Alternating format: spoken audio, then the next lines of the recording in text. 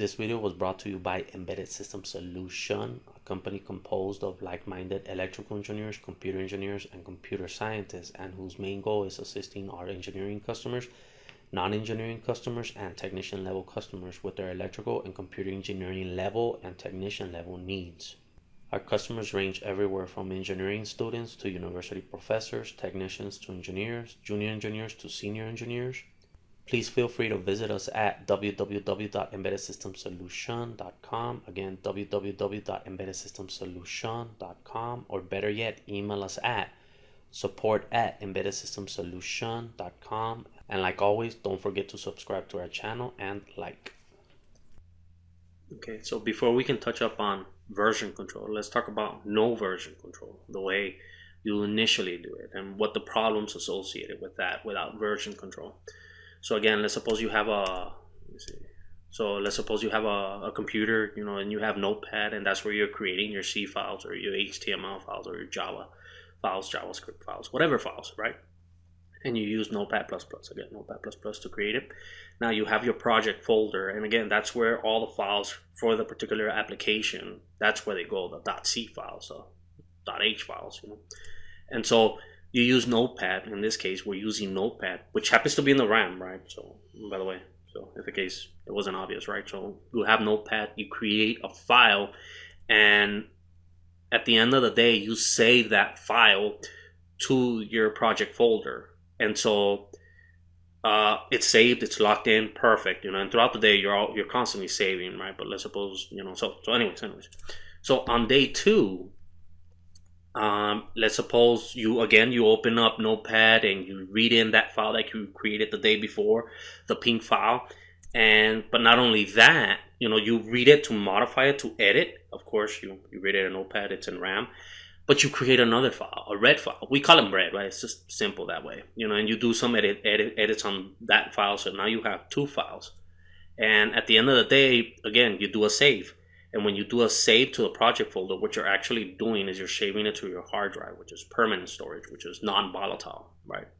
And so then on day 3, you create a new yellow file, So again, with Notepad, file new. But not only that, but you open up the file that you created the day before, the red file, because you want to do some editing to that file as well. And so at the end of the day, you do a save to both files. You save them to your project folder, which essentially is your hard drive. So it's permanent storage. So we're good to go, right? Now, on day 4, something special happens. Well, you create 2 files, a green file and I don't know what color that is. And on top of that, you read the ping file, right? Because you're going to do some edits. So you create 2 new files and you read in the ping file. And also you read in the red file because you edit that file. And the yellow file. So all files, you're reading them. You're making modifications to it. But it turns out the ping file, you do not need it. It turns out you didn't want it. So you delete it. You literally delete it from your project folder permanently, right? And so at the end of the day, again, you do a file save as, you save it to your project folder, and that project folder, the files are in the they're in the hard drive, so you're good to go, right? Day 5, again, you read in all files, you do edits to the files, you do save, and it's in the project folder. And day 6,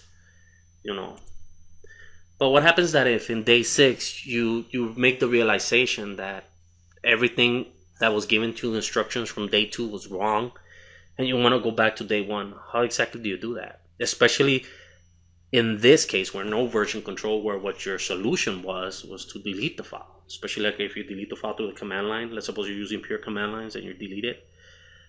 There is a way to get it back, but it's just challenging in itself. So that's a whole open up a can of worms that you don't want to do, right? And so, let's suppose that you want to revert your project folder to how it looked like on day 4.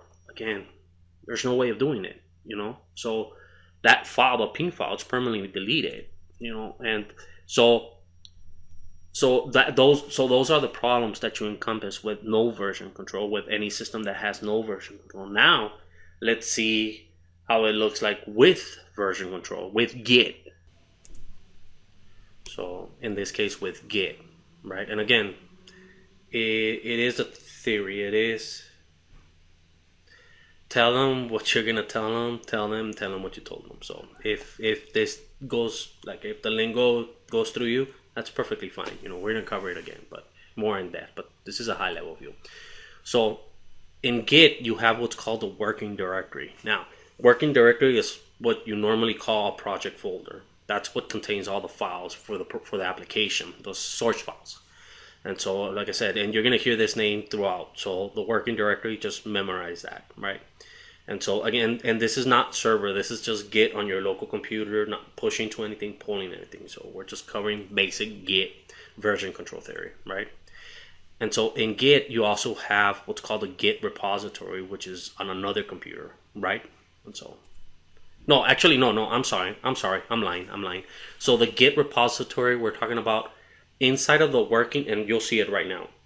Inside of the working directory, there's another folder, and it's a hidden folder, depending if you have a Linux or Windows computer.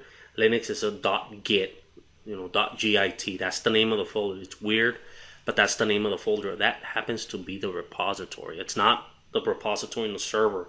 It's the repository of the application, the project folder, the application, the source files. Again, this will make sense right now. So if it doesn't make sense, that's perfectly fine. But just know that there is a Git repository inside of the working directory, or another name for the working directory is the project folder. So, and then you have RAM. So of course, RAM is volatile. You got to be careful with this. That's where nothing is saved. So if you've ever been working on a project folder and you forget to do the Control S and the save, you what's going on, and the application happens to crash, whether it be Notepad or Visual Studio, and you've been working on the project.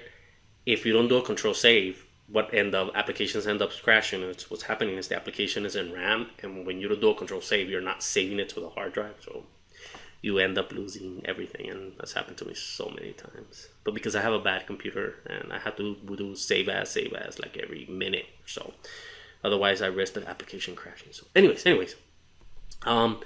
So here you have, again, like the previous, you have day one, you have your computer, you're using Notepad, and you create a file. If the example is this is deja vu, it's because it almost is, but there is differences between it, right? And so again, you have the project folder, but notice the difference. That's where, remember that Git repository in the top right? Let me see, right here. That would be this guy.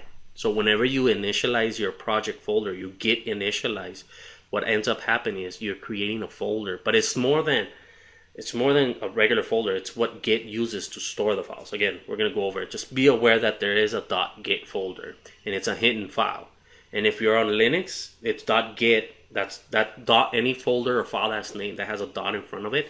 That means it's hidden. And on Windows, it's also named .git, but it's hidden. Basically, when you right-click on the folder and you click Properties, you can hide it too. So.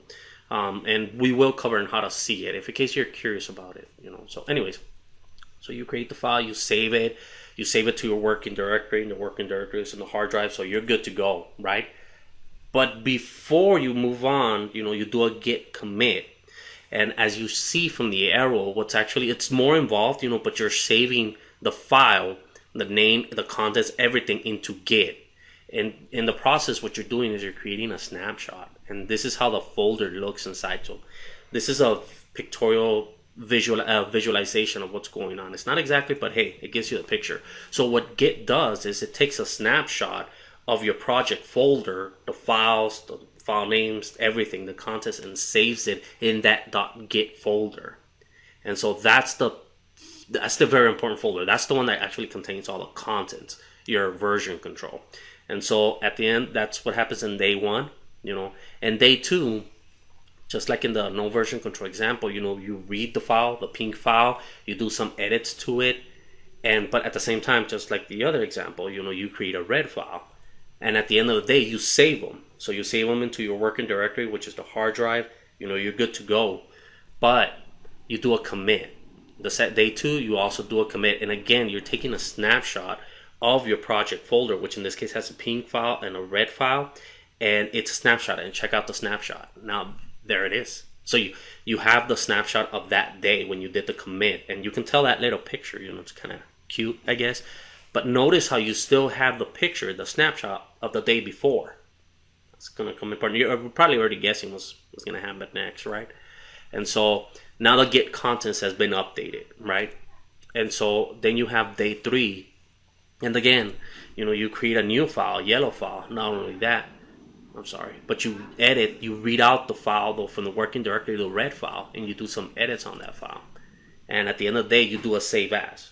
So your working directory, you're good to go. It's saved. But again, you do a commit at the end of the day, and the commit, as you can probably already guess, you're taking a snapshot of your project folder, which in this case has 3 files: a pink, yellow, and a red.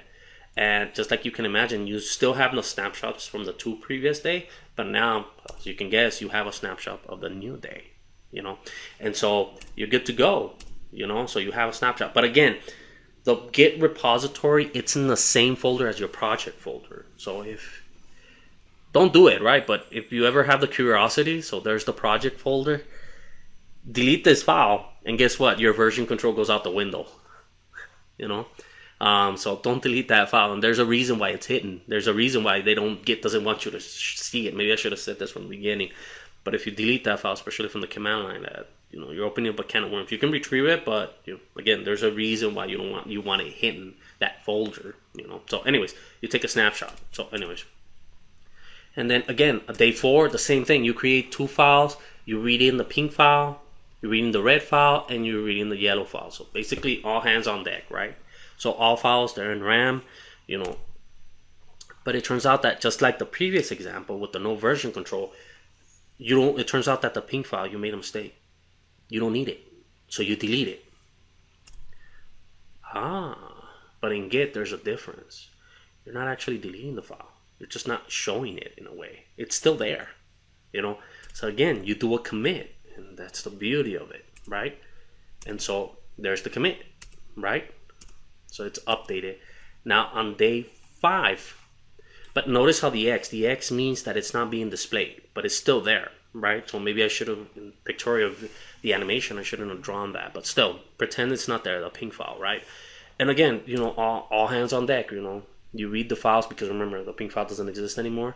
You do some edits, and then at the end of the day, you do a file save as, and you put it on your working directory, which is your project folder, right? That's where it contains all the C files, the .h files.